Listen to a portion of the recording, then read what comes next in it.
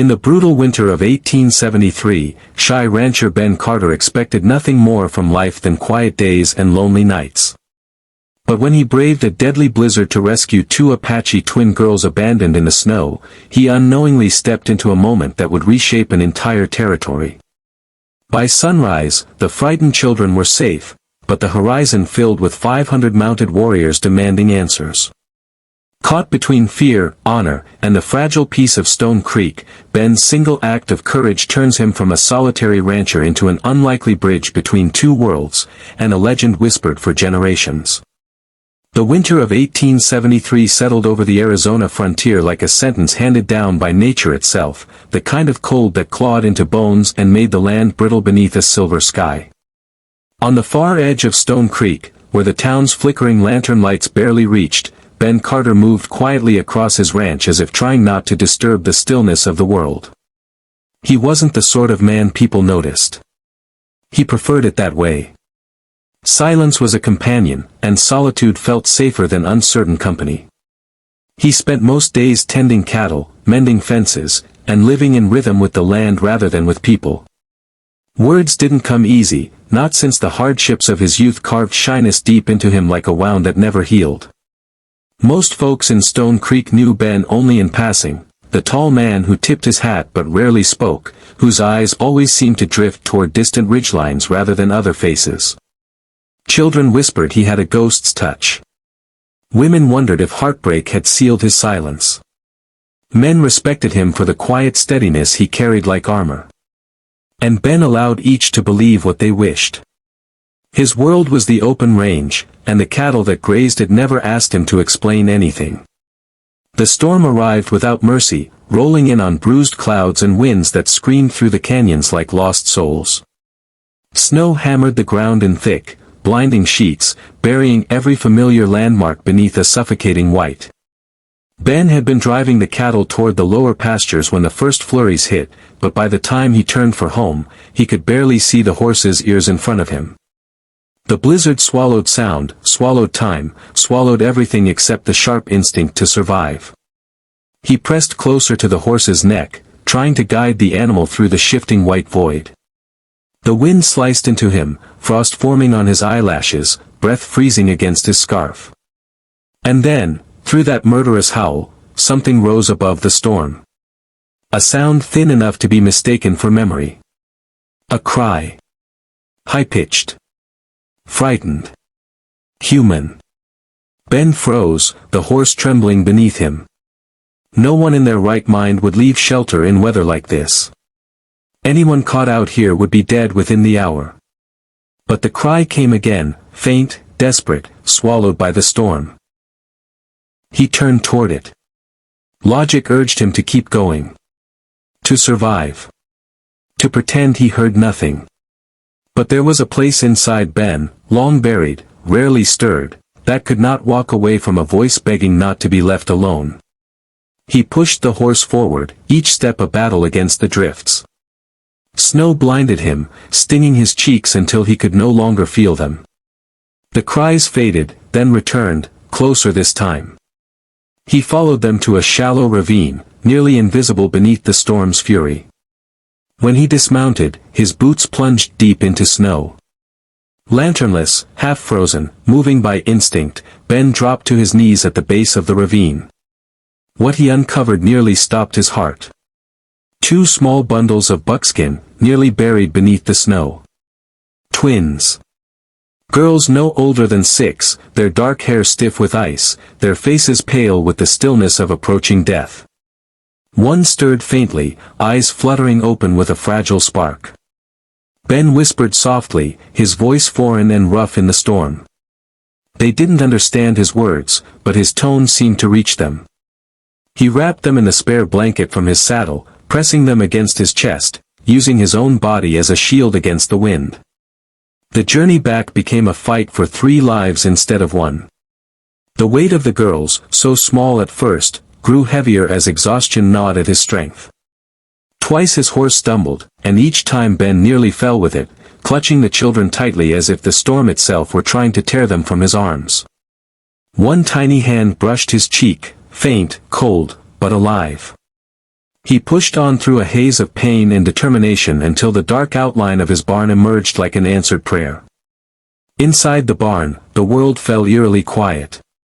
Ben collapsed to his knees, placing the girls on a bed of hay, his own body trembling violently from the cold. He acted without thinking, lighting a lantern, rubbing frostbitten limbs, coaxing warmth back into their frail bodies. He gave them small sips of whiskey, wrapped them in blankets, and finally lay beside them, sharing every shred of body heat he had.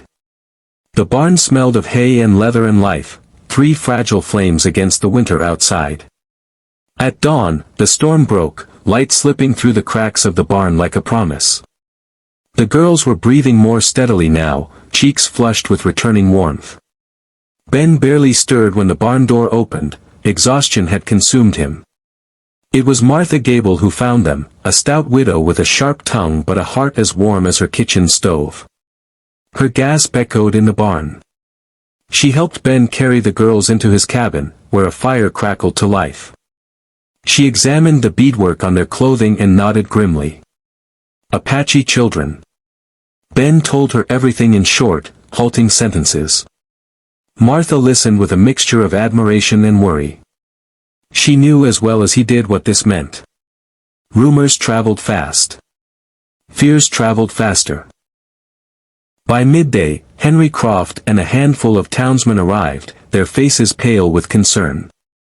If the Apache believed the settlers stole the twins, it could spark something Stone Creek wouldn't survive. But Ben shook his head firmly. They were alone, he insisted. Just them. They wouldn't have lasted another hour.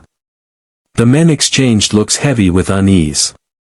They knew Chief Goka was known for swift judgment and fierce loyalty. If he believed his granddaughters had been taken, 500 warriors could ride down on Stone Creek before sundown. By the next dawn, the trembling of the earth beneath hundreds of hooves confirmed their worst fears. The warriors had come. The sun rose weakly, scattering blue light across a landscape still blanketed in snow. The rhythmic tremor in the ground grew stronger, a distant thunder that sent chills through the settlement. Ben stood near his cabin's window, the twins pressed close to his sides. Their breaths fogged the glass as they stared at the riverbank where hundreds of mounted warriors now gathered, their silhouettes forming a dark, awe-inspiring wall along the ridge. 500 Apache warriors. Silent. Motionless. Watching the town of Stone Creek like judges deciding the fate of an entire people.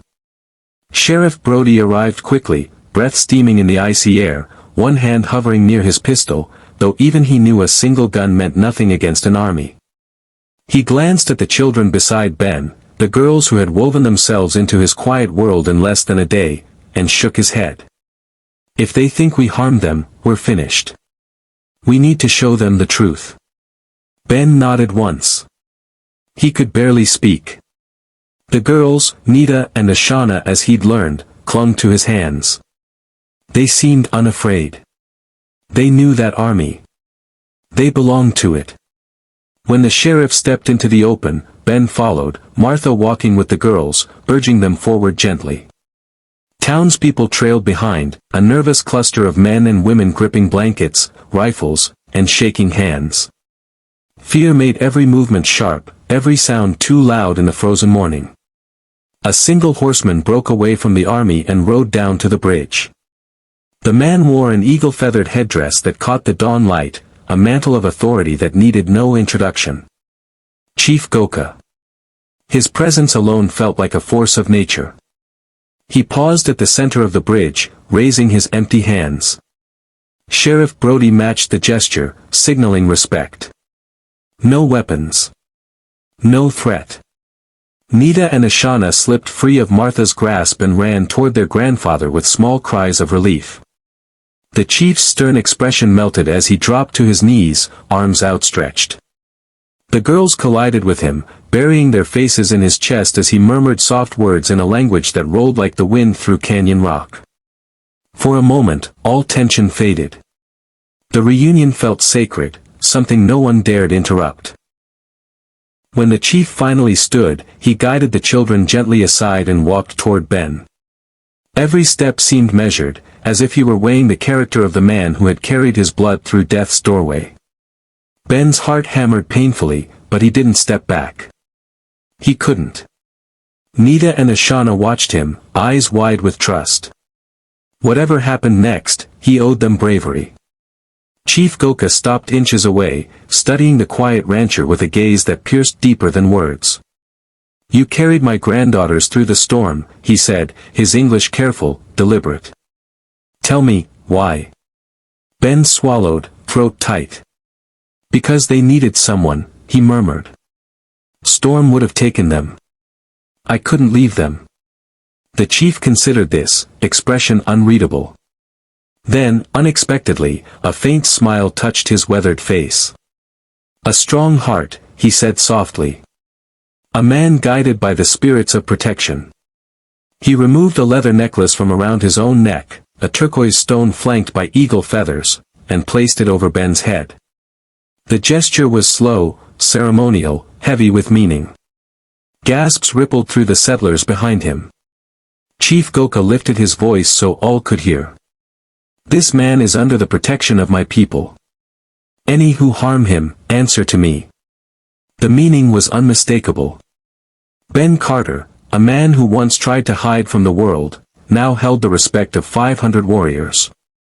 The sheriff exhaled hard, disbelief softening his posture. Martha pressed a hand to her heart. Even Henry Croft, normally hardened by years of frontier conflict, looked humbled. Chief Goka turned to Brody. "When your people are in danger, send this man to the riverbank. We will come." His warriors responded as one, raising their hands in a silent, powerful salute, not to Stone Creek, but to the shy rancher who had saved 2 lives without hesitation. As the Apache army withdrew, their procession moved like a river of shadows across the snow. The twins remained close to their grandfather but looked back at Ben continuously, their smiles bright against the cold morning. He lifted a hand, shy as ever, but the gesture earned him 2 beaming grins. By the time the last rider vanished over the ridge, Stone Creek's townsfolk turned to Ben with expressions he'd never seen directed at him before. Respect. Gratitude. Awe. A man who had once been little more than a silhouette to them now stood as a bridge between 2 worlds that seldom trusted each other. Henry clapped him on the shoulder. "You've done something mighty rare, Ben. You've given this town peace it couldn't buy with 100 rifles." Ben touched the turquoise pendant hanging against his chest. It felt heavy. Warm. Alive. He'd never meant to change anything, never meant to be more than a quiet man living an unnoticed life. Yet somehow, a simple act of compassion had reshaped the future of Stone Creek. In the months that followed, the story of the shy rancher and the 2 Apache twins traveled far beyond the borders of the territory. Riders brought tales from distant settlements. Travelers repeated it around campfires. Soldiers and tribesmen alike told it as proof that courage didn't always speak loudly or carry a gun.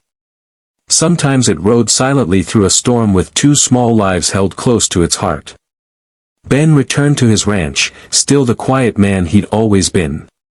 But solitude no longer felt like a wall. He was known now, respected.